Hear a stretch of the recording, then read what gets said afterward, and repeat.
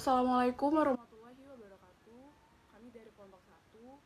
Di sini kami ingin menjelaskan tentang konsep dasar sistem ekonomi. Tapi sebelum kami menjelaskan apa itu konsep dasar sistem ekonomi, saya ingin memperkenalkan diri terlebih dahulu. Nama saya Zita Rahmadistira, NIM saya 2019 04 30 118. Di sini saya ingin menjelaskan tentang pengertian sistem ekonomi. Menurut Gregory Grossman, sistem ekonomi itu merupakan sekumpulan komponen-komponen atau unsur-unsur terdiri atas unit-unit dan para pelaku ekonomi serta lembaga-lembaga atau institusi-institusi ekonomi yang bukan saja saling berhubungan dan berinteraksi, melainkan juga sampai tingkat tertentu saling menopang dan mempengaruhi. Sistem ekonomi merupakan keseluruhan lembaga atau peranata yang hidup dalam suatu masyarakat yang dijadikan acuan oleh masyarakat tersebut dalam mencapai tujuan yang telah ditetapkan. Nah, penentu sistem ekonomi tidak dapat dilepaskan dari ideologi yang diyakini oleh sebuah negara. Ideologi tertentu akan melahirkan sistem ekonomi tertentu. Sistem ekonomi tertentu karena pada dasarnya negara melalui ideologinya telah memiliki cara pandang tertentu untuk memandang dan menyelesaikan persoalan yang mereka hadapi. Saya akan menjelaskan materi selanjutnya, yaitu mengenai fungsi dari sistem ekonomi. Jadi, perekonomian suatu negara tidak akan dapat berjalan tanpa adanya sistem yang jelas. Nah, karena salah satu fungsi dari sistem ekonomi itu sendiri adalah sebagai pendorong terjadinya faktor produksi. Sistem perekonomian yang baik dapat membuat pelaku ekonomi untuk terus menghasilkan barang atau jasa.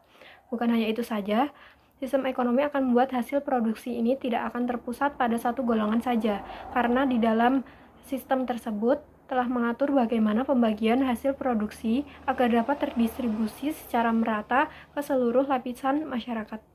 Nah, dampak dari distribusi yang merata ini itu dapat meminimalisir kemungkinan kesenjangan yang akan terjadi. Kemudian tugas dari sistem perekonomian ini adalah menciptakan bagaimana mekanisme dari distribusi itu tepat agar semua hasil produksi bisa sampai ke tangan konsumen yang membutuhkan.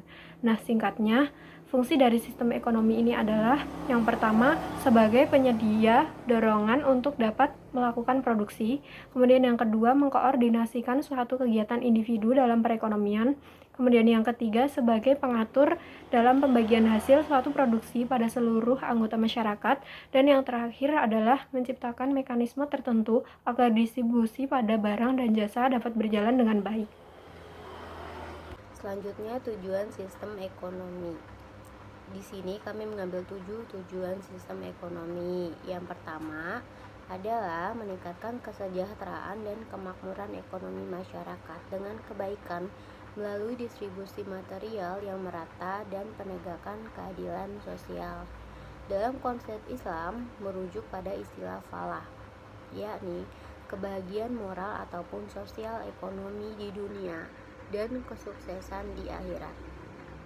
Yang kedua, meratakan suatu distribusi pendapatan di berbagai golongan. Tujuan terpenting dari tujuan ini membuat distribusi sumber-sumber ekonomi kekayaan dan pendapatan berlangsung adil dan merata. Pada sistem Islam menjamin distribusi yang merata dan adil melalui contohnya zakat dan sedekah, hukum pewaris dan wasiat, serta melarang kekayaan melalui cara haram atau penimbunan. Yang ketiga, meningkatkan sebuah pertumbuhan dan kestabilitasan ekonomi. Yang keempat, memperluas sebuah lapangan pekerjaan sehingga dapat mengurangi pengangguran. Yang kelima, menentukan berbagai jenis, jumlah, dan cara atau teknik menghasilkan produk yang dibutuhkan masyarakat. Yang keenam, mengalokasikan suatu produk nasional bruto atau PNB untuk konsumsi rumah tangga, konsumsi masyarakat, menggantikan stok modal dan investasi. Yang ketujuh, mendistribusikan pendapatan nasional di antara para anggota masyarakat sebagai upah atau gaji, keuntungan perusahaan, bunga, dan sewa. Yang terakhir, memelihara dan juga meningkatkan hubungan kerjasama ekonomi dengan luar negeri. tambahan terkait bedanya tujuan sistem ekonomi konvensional dengan syariah. Ini Bapak ekonomi kita yakni Adam Smith mengemukakan konsep ekonomi klasik atau konvensional yang memberikan batas politis dan ruang lebih kepada individu. Menurutnya, semua individu memiliki kuasa penuh untuk mengalokasikan hartanya dan menggunakan sumber-sumber ekonomi menurut cara yang dikehendaki. Ekonomi Islam pun mengakui kebebasan individu dalam memperoleh dan mengalokasikan harta. Namun yang membedakannya itu lebih ke mempertanyakan bagaimana cara memperoleh dan mengalokasikan menurut cara yang dikehendaki.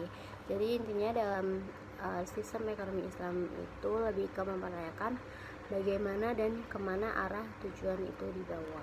Klasifikasi sistem ekonomi yaitu ada dua. Yang pertama adalah mekanisme koordinasi dan yang kedua adalah penekanan hak kepemilikan yang berlaku. Selanjutnya saya ingin menjelaskan tentang mekanisme koordinasi. Mekanisme koordinasi itu adalah suatu sistem perekonomian yang berhasil mensejahterakan masyarakatnya, sangat dipengaruhi oleh lancarnya koordinasi kegiatan jutaan unit individu atau kelompok yang terdapat di dalamnya. Nah, mekanisme koordinasi itu ada beberapa. Yang pertama itu ada sistem tradisional.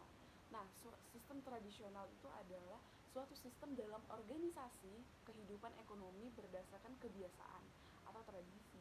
Tradisi masyarakat secara turun-temurun yang mengandalkan faktor produksi apa adanya. Lalu yang kedua itu ada sistem komando.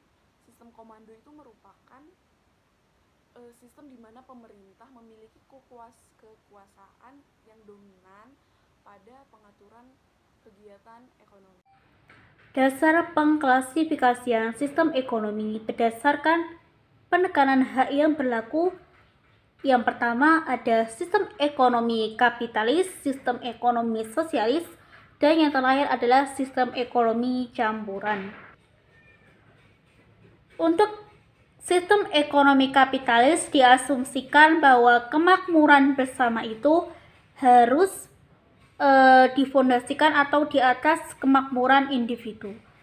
Untuk ciri-ciri dari sistem ekonomi kapitalis ini yaitu bahwa tujuan dari kita memproduksi adalah untuk memperoleh laba dan masyarakat yang memiliki sifat konsumtif dan persaingan pasar secara bebas.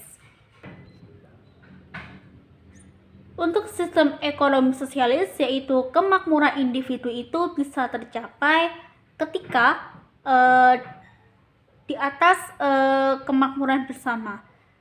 Nah, untuk ciri-ciri dari sistem ekonomi sosialis ini yaitu bahwa kepemilikan terbesar adalah milik negara. Yang kedua adalah tidak percaya adanya persaingan pasar. Dan yang terakhir adalah peranan pemerintah sangat besar atau elastis.